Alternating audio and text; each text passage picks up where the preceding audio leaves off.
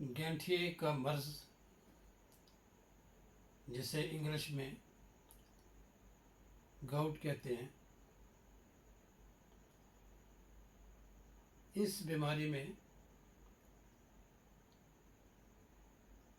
छोटे जोड़, ख़ास तौर पर हाथों और पाँव के उंगलियों के जोड़ जो है उनमें सूजन हो जाती है, नोड्यूल्स बन जाते हैं, गुठलियाँ टाइप बन जाती हैं, जो कि बहुत ही अजियतनाक होती हैं। और ये मर्ज जो है ये नॉन इन्फेक्टिव होता है, इन्फ्लेमेटरी आर्टिकुलर डिजीज़ है। शुरू में ये मरीज़ के अंगूठे में, बिग टो में दर्द शुरू हो जाता है और उस जोड़ में रेडनेस आती है, टेंडरनेस होती है और जोड़ जो है वो वार्म अप हो जाता है, यानी शदीद वो आग की तरह गर्म हो जाता है। इस बीमारी का हमला ऑल ऑफ ए सडन होता है। अमूमन रात को मरीज उठ के बैठ जाता है, दर्द से कराना शुरू कर देता है, यानी वर्स्ट पेन जिसे कहते हैं वो महसूस करता है। इसे डिजीज़ ऑफ द किंग्स भी कहते हैं, यानी ये अशराफिया की बीमारी कहा जाता था पहले तिब की किताबों में। यानी अमीर लोग जो ज़्यादा गोश्तखोर होते हैं उनमें चूँकि प्रोटीन डाइट का एलिमेंट ज़्यादा होता है, तो उसमें ये गाउट जो है या गैंठिए का मर्ज जो है वो ज़्यादा इन लोगों में पाया जाता है। मगर इसमें मिडिल या लोअर मिडिल क्लास या अंडर डेवलप्ड जो सोसाइटी है, जो कि ज़्यादातर लेंटल्स, पल्सेस यानी कि दालों के ऊपर उनके खुराक में ज़्यादा मुश्तमिल होता है, वो भी इस बीमारी का शिकार हो जाते हैं। इसलिए कि दालों के अंदर भी प्रोटीन वाफर मिकदार में होती है और इसे पुअर मैन मीट का नाम भी दिया जाता है, यानी गरीबों का गोश्त होता है। जिस तरह उसकी कंपोजिशन में है ना प्रोटीन, इसमें दालों में भी प्रोटीन होती है। तो ये जो गैंठिए का मर्ज़ है, ये एलिमेंट होता है प्यूरिन, जो कि आरएनए, डीएनए, जो कि सेल की जो मेन कंट्रोलिंग एलिमेंट्स होते हैं उनमें मौजूद होता है, उनके स्ट्रक्चर में मौजूद होता है ये। और बाज़ बीमारियों में या जिस्मानी आर्जा जात में ये आरएनए, डीएनए डिजनरेट होता है और ये प्यूरिन जो है वो रिलीज़ होता है। प्यूरिन जो है वो ब्रेक डाउन करके, यानी उसके मेटाबॉलिज्म के रिज़ल्ट में एक केमिकल पैदा होता है जिसे यूरिक एसिड कहते हैं।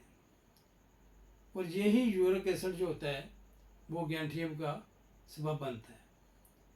जब ये यूरिक एसिड ज़्यादा मकदार में खून में पैदा जमा हो जाता है तो ये गैंठिए के मर्ज़ का बायस बनता है।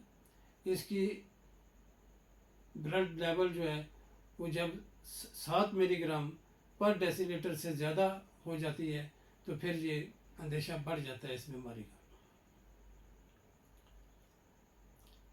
इसकी दो वजूहत बन जाती हैं। एक तो ये है कि यूरिक एसिड एक्सेसिव अमाउंट में पैदा होता है और दूसरे नंबर पर यूरिक एसिड चूँकि एक वेस्ट प्रोडक्ट है, इसका जिस्म से खारिज होना ही बेहतर होता है। और नॉर्मल हालात में ऐसा जिस्म जो है वो करता है, आर्गन्स स्पेशली जो जिगर और गुर्दे हैं वो इसमें अपना पार्ट प्ले करते हैं, पेशाब के रास्ते ये खारिज हो जाता है।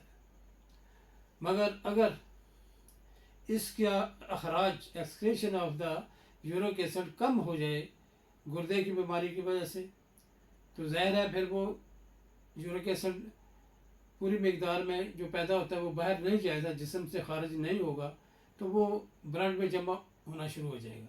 उसे हम कहते हैं हाइपर यूरेसीमिया, यानी यूरिक एसिड मकदार बढ़ना शुरू हो जाती है। اس کی وجوہات فردر ہم دو میں تقسیم کرتے ہیں. ایک ہوتا ہے انڈوجینس یعنی کہ اندرونی پیداوار، جو کہ میں نے آپ کو بتایا ہے کہ یہ D N A R N A کی ڈسٹرکشن سے ہوتا ہے، پیورین کی میٹابولزم سے ہو جاتا ہے، پیدا ہوتا ہے. یہ جب زیادہ مقدار میں بعض ایسے اندر پیتھولوجی ہو جاتی ہے جسم کے اندر، تو یہ یورک ایسڈ جو ہے وہ زیادہ مقدار میں بننا شروع ہو جاتا ہے، اور ظاہر ہے پھر وہ بلڈ لیول یورک ایسڈ کا بڑھتا جاتا ہے. دوسرا ہوتا ہے ایکسوجینس یعنی کہ خوراک جو ہم کھاتے ہیں، یعنی فوڈ اسٹف جو ہوتا ہے، ایلیمنٹس ہیں، ان میں ایسی خوراک جس میں کہ پیورین رچ ڈائٹس ہوتی ہیں اس میں زیادہ ہو، تو ظاہر ہے پھر وہ جسم کے اندر زیادہ یورک ایسڈ پیدا ہو. اور ایسی خوراک میں مثلا آپ کے ریڈ میٹ آ جاتا ہے، آرگن میٹ آتا ہے، فش آ جاتی ہیں، ٹھیک ہے.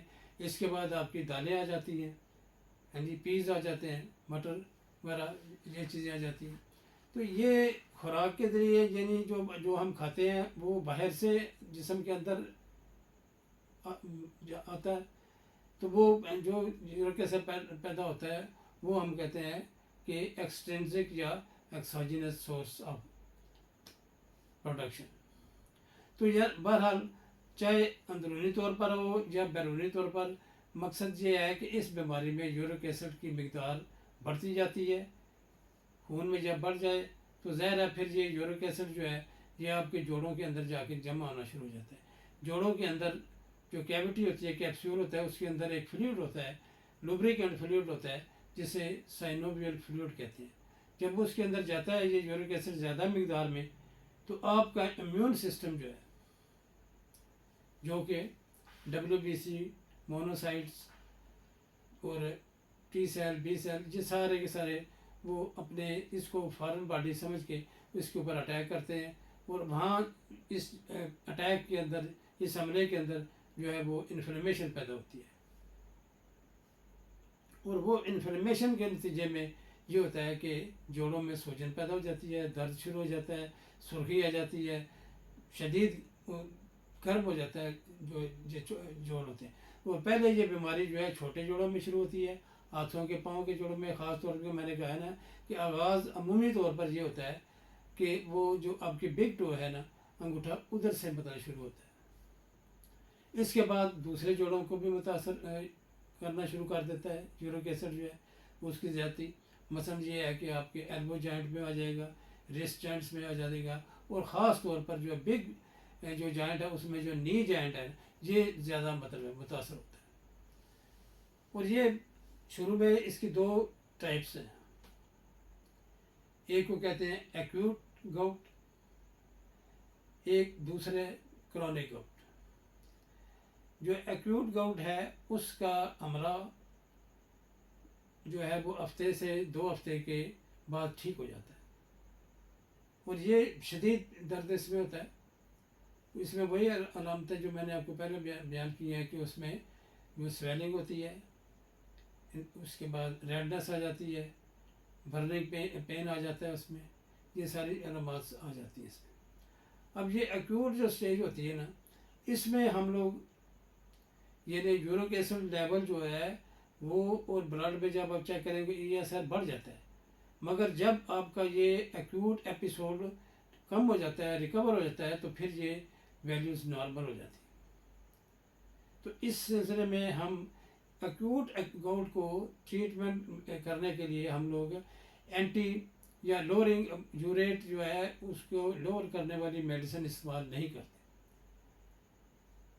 یعنی ہم لوگ میڈیسن جو ہے وہ وہی استعمال کرتے ہیں جو درد کی شدت کو کم کرتی ہیں، جو انفلیمیشن کو کم کرتی ہیں.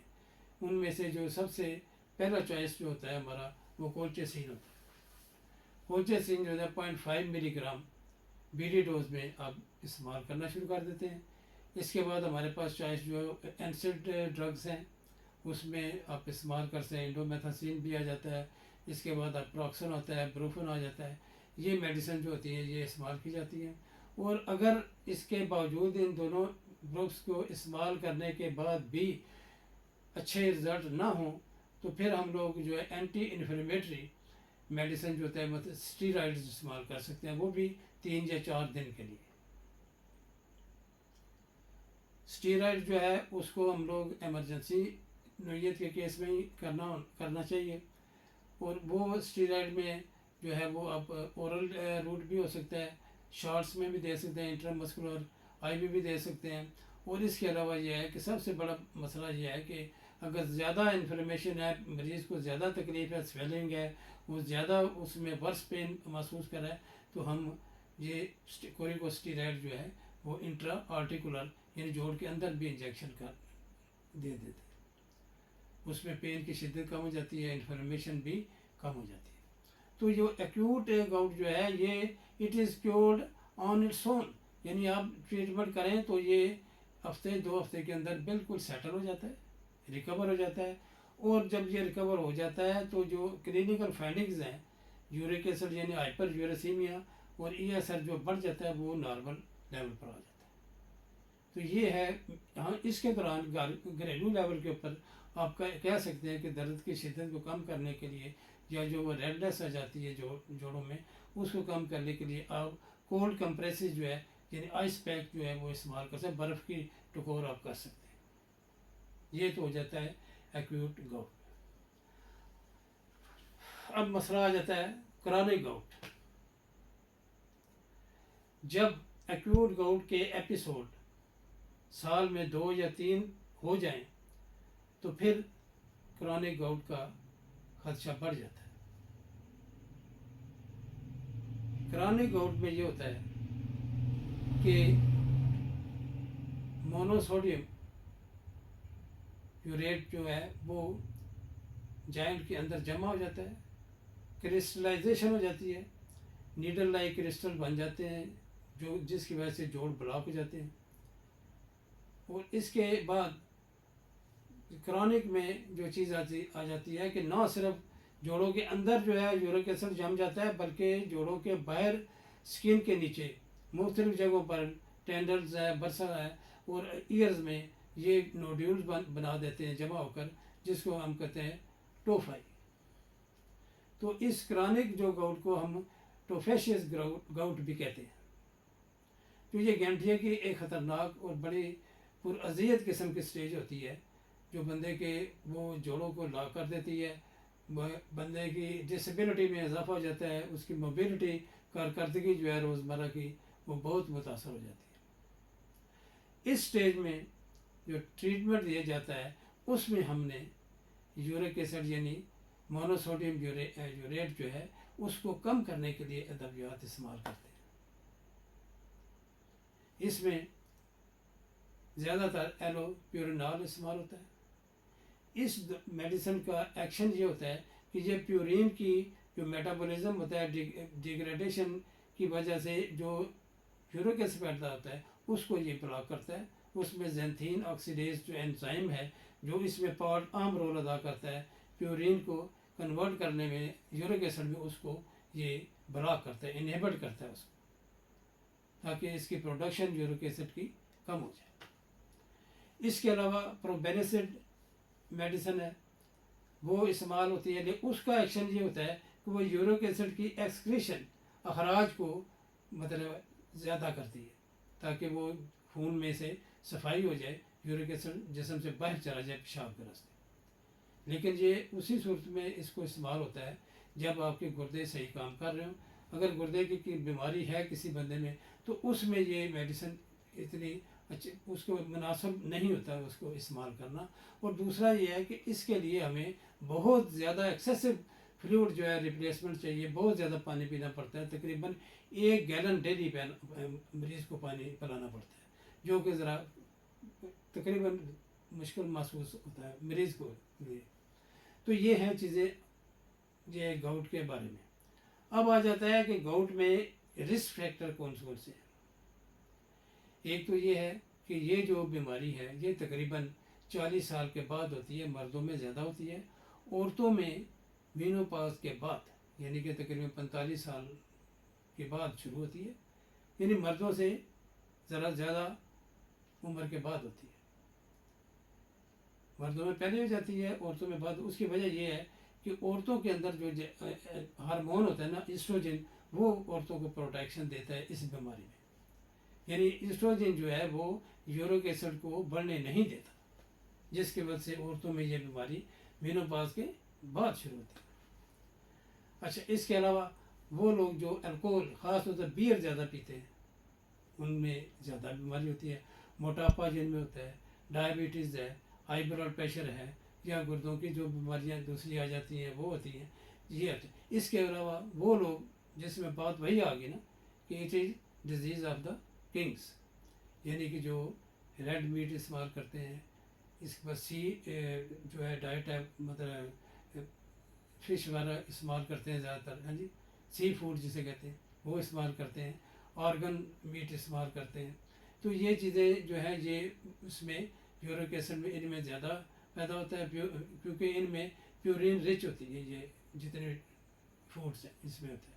तो इसकी वजह से ये यूरिक एसिड जो है वो बढ़ जाता है।